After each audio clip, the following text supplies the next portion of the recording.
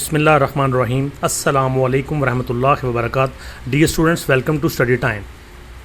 मुआशियात जमात नहम दहम इकनॉमिक्स क्लास 9th की वीडियोस बनाने का अमल जारी है। बाब नंबर 9 ज़र मनी की सेकंड लास्ट वीडियो की तरफ हम आगे बढ़ेंगे, लेकिन इससे पहले आपसे गुजारिश है कि स्टडी टाइम चैनल को सब्सक्राइब करें और साथ बेल आइकन के बटन को दबा दें ताकि नई आने वाली वीडियोस के नोटिफिकेशन आपको बर वक्त मिल सकें। जमात दहम का सेकंड चैप्टर बाब नंबर 9 और ओवरऑल ये 9वां चैप्टर है और ज़र मनी इसकी हम 4 वीडियोस बना चुके हैं। 5th वीडियो की तरफ हम आगे बढ़ते हैं और ये चैप्टर के हवाले से लास्ट वीडियो है। इसके बाद एक्सरसाइज की वीडियो हम बनाएंगे।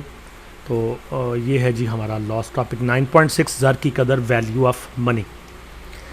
ज़र की कदर से मुराद ज़र की क़ुव्वत ख़रीद है जिसके बदले दीगर अशिया हासिल हो सकती हैं। मिसाल के तौर पर अगर 30 रुपये के एवज़ 1 किलो चीनी हासिल की जा सकती है तो इसका मतलब है कि 30 रुपये की कदर 1 किलो चीनी के बराबर होती है। अब अगर चीनी की कीमत बढ़ जाए तो 30 रुपये के एवज़ 1 किलो से कम मिकदार में चीनी मिलेगी, जिसका मतलब होगा कि ज़र की क़ुव्वत ख़रीद गिर गई, यानी रुपये की कीमत गिर गई।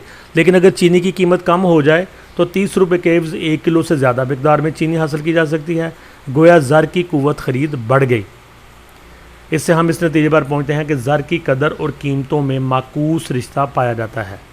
यकीनन स्टूडेंट्स ये जो बात समझाएगी इसको आप समझ गए होंगे। उन्होंने चीनी की मिसाल दी कि अगर आप 30 रुपये की 1 किलो चीनी खरीदते हैं तो इसका मतलब है कि जो 30 रुपये हैं उनकी वैल्यू, उनकी कदर 1 किलो चीनी के बराबर है। अगर चीनी की कीमत बढ़ जाती है तो इसका मतलब होगा कि अगर आप 30 रुपये की चीनी लेने जाएंगे, पहले 1 किलो मिलती थी, अब 1 किलो से कम मिलेगी। इसका मतलब है आपकी क़ुव्वत ख़रीद कम हो गई, अब आपको ज़्यादा पैसे खर्च करने पड़ेंगे। तो हम कहते हैं कि रुपये की कीमत गिर गई। तो अगर चीनी की कीमत कम हो जाती है, इसका मतलब है पहले 30 रुपये में किलो लेते थे आप, अब आप जाएंगे तो 30 रुपये में 1 किलो से ज़्यादा मिलेगी। तो हम कहेंगे कि यहाँ हम कहेंगे कि रुपये की कीमत ज़्यादा हो गई, ज़र की कदर में इजाफ़ा हो गया। तो ज़र की कदर और कीमतों में उल्ट इन्वर्स रिश्ता पाया जाता है, माकूस रिश्ता पाया जाता है। यानी अगर अशिया की कीमतें बढ़ जाएं तो ज़र की कदर कम हो जाती है और अगर कीमतें गिर जाएं तो ज़र की कदर बढ़ जाती है। याद रहे कि ज़र की रसद यानी सप्लाई और कीमतों में बराह रास्त रिश्ता पाया जाता है। यानी जब ज़र की रसद बढ़ती है तो कीमतें भी बढ़ जाती हैं। इसके बरक्स ज़र की रसद कम होने पर कीमतें कम हो जाती हैं। ज़र की रसद से मुराद ये है कि हुकूमत नोट छापती है, बैंकों से नए नोट जारी करती है, वो मार्केट में आते हैं।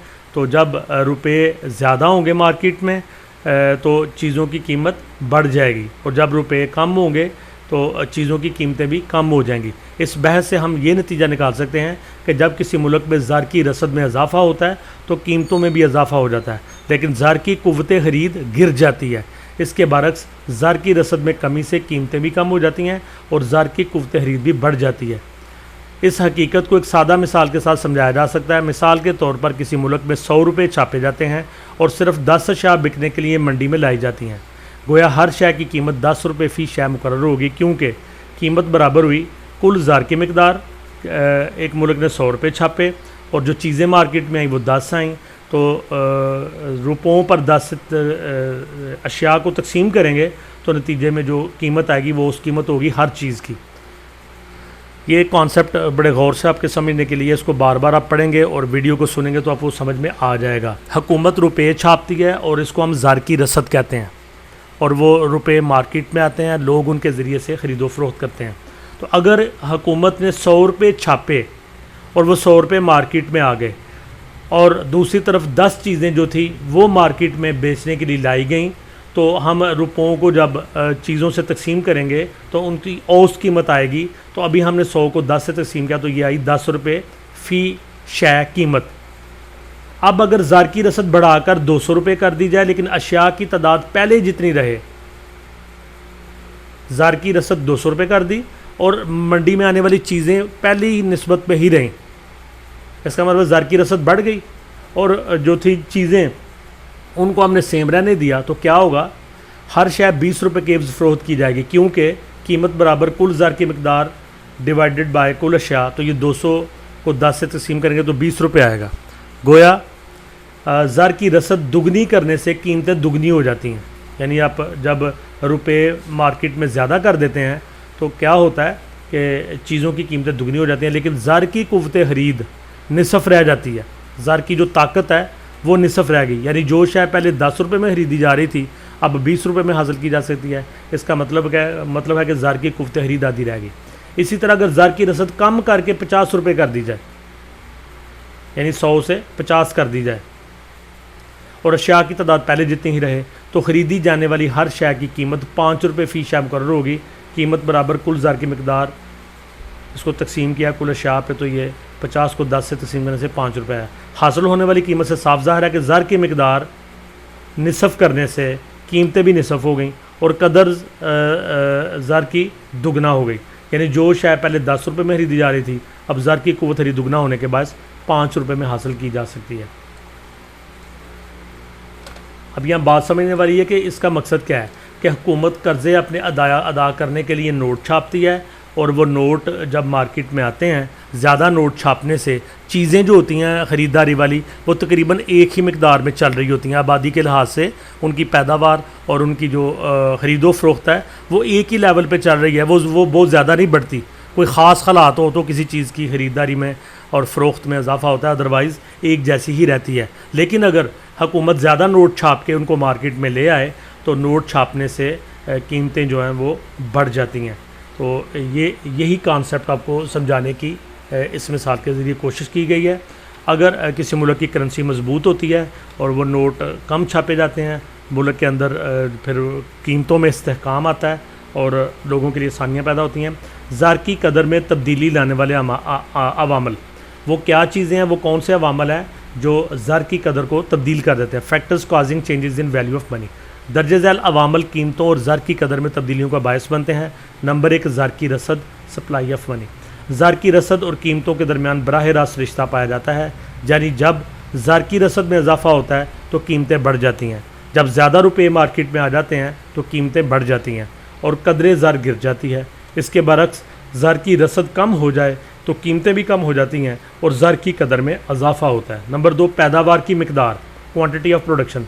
अगर किसी मुल्क में अशिया की पैदावार बढ़ती चली जाए और अशिया की कीमतों में कोई तब्दीली वाक़या ना हो तो ज़र की कदर बढ़ जाती है, और अगर मकदार ज़र में इजाफा के मुकाबले में अशिया की पैदावार में इजाफा सुस्त रवि का शिकार हो तो अशिया की कीमतें बढ़ने लगती हैं और ज़र की कदर घट जाती है।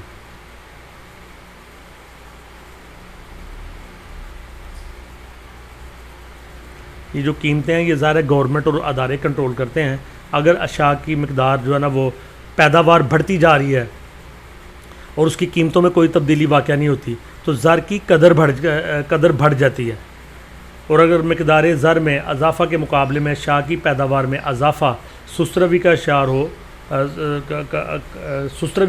तो अशिया की कीमतें बढ़ने लगती हैं और ज़र की कदर घट जाती है।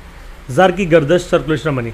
ज़र की एक ख़ास मकदार जितनी बार अशिया को ख़रीदने में मददगार साबित होती है उसे ज़र की गर्दश कहते हैं। चनांचे अगर ज़र की गर्दश बढ़ जाए तो कीमतों में इजाफा हो जाता है और ज़र की कदर गिर जाती है। इसके बरक्स ज़र की गर्दश की रफ्तार कम होने पर कीमतें गिर जाती हैं और कदर ज़र बढ़ जाती है। रुपये एक शख्स से दूसरे शख्स को, आप दुकान से ख़रीदारी करने जाते हैं, दुकान वाले मंडी से ख़रीदते हैं, मंडी वाले बड़ी मार्केट से ख़रीदते हैं, बड़ी मार्केट वाले कारखानों से ख़रीदते हैं, तो इसको हम ज़र की गर्दश कहते हैं। आबादी की शरह अफजाइश, पॉपुलेशन ग्रोथ। अगर किसी मुल्क में आबादी की रफ्तार अशियाए सरफ यानी खुराक, लिबास, रहाइश वगैरह के मुकाबले में तेज़ हो तो अशिया की कमी के बायस कीमतें बढ़ जाती हैं और कदर घट जाती है, कदर ज़र घट जाती है। माहरीन के नज़दीक पाकिस्तान में अशिया की कीमतें बढ़ने की वजह हमारी आबादी में तेज़ इजाफा है, जिसकी वजह से अशिया व खिदमात की मकदार हमारी बढ़ती हुई आबादी की ज़रूरत को पूरा नहीं कर सकती। चाहे पाकिस्तान में कीमतों के बढ़ने का रुझान पाया जाता है। जब आबादी बढ़ती है तो अगर प्रोडक्शन उसी लेवल पे चल रही है, रिहाइशें उसी लेवल पे हैं, पहले के लेवल पे ही हैं, तो उनकी कीमतें बढ़ जाएंगी। जब कीमतें बढ़ेंगी तो ज़र की वैल्यू कम हो जाएगी। नामुवाफ़िक हालात, अनफेवरेबल सर्कमस्टांसेस। बाज़ औक़ात गैर मुवाफ़िक हालात मसलन वबाई बीमारियों, जंग की तबाही वगैरह के बायस अशिया की मांग बढ़ जाती है। जैसा कि पाकिस्तान में ये हालात 1965 और 1971 में मुआशी अदम इस्तेहकाम का बायस बने और कीमतों में कई गुना इजाफा हो गया।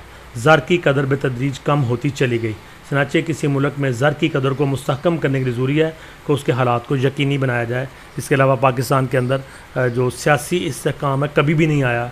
हुकूमतें जो हैं वो एक दूसरे की हुकूमतें और अपोजिशन की टांगें खींचती रहती हैं और एक गैर मुस्तहकम हुकूमत हमेशा पाकिस्तान को मिली या मार्शल लॉ की सूरत में गैर जमहूरी हुकूमतें मिली। इन्होंने भी पाकिस्तान के अंदर महंगाई को बढ़ाया और अभी मौजूदा हालात में जो कोरोना कोविड-19 की वबा इस वक्त पूरी दुनिया में मौजूद है, उसने भी पाकिस्तान के हालात को, दुनिया के हालात को गैर मुस्तहकम किया हुआ है और ये भी कीमतों के बढ़ने और ज़र की वैल्यू को कम करने का बायस है।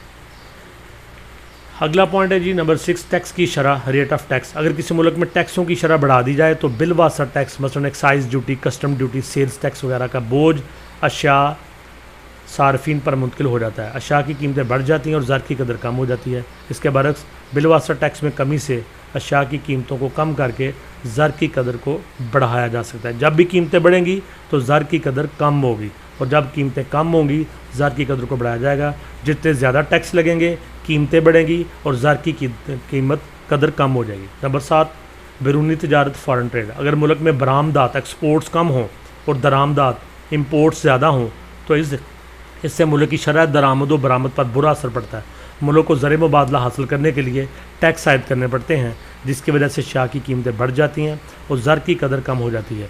दूसरी तरफ दरामदात की कीमतें बढ़ने से खाम माल और मशीनें महंगी हो जाती हैं और मुल्की अशिया की कीमतें भी बढ़ जाती हैं, जिससे कदर ज़र कम हो जाती है। लिहाजा बरामदात और दरामदात में तवाज़न लाकर ही ज़र की कदर को मुस्तहकम किया जा सकता है। तो ये आखिरी पॉइंट था कि किसी मुल्क की जो एक्सपोर्ट्स होती हैं, आप चीज़ें बना के मुल्क से बाहर बेचते हैं और बाहर से ज़र मुबादला मुल्क में लाते हैं, अगर वो कम हो और मुल्क जो है ना, जैसे पाकिस्तान में कि पाकिस्तान की बरामदात यानी एक्सपोर्ट्स बहुत कम है और पाकिस्तान भारी मशीनरी और तेल और दूसरी चीज़ें दूसरे मुल्कों से ख़रीदता है, तो उसकी वजह से जो तवाज़न है ट्रेड का वो कायम नहीं रहता।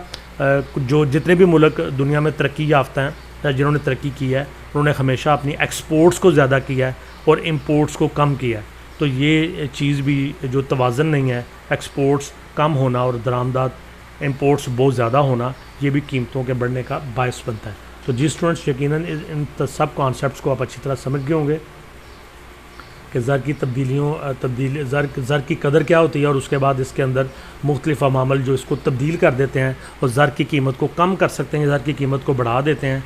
ये कॉन्सेप्ट आप यकीनन समझ गए होंगे। वीडियो को लाइक करें, कमेंट से दोस्तों से शेयर करें, स्टडी टाइम चैनल को सब्सक्राइब करें और साथ हमारा एक और इन्फॉर्मेटिव चैनल है ईडन गार्डन टाइम्स, इसको भी सब्सक्राइब करें।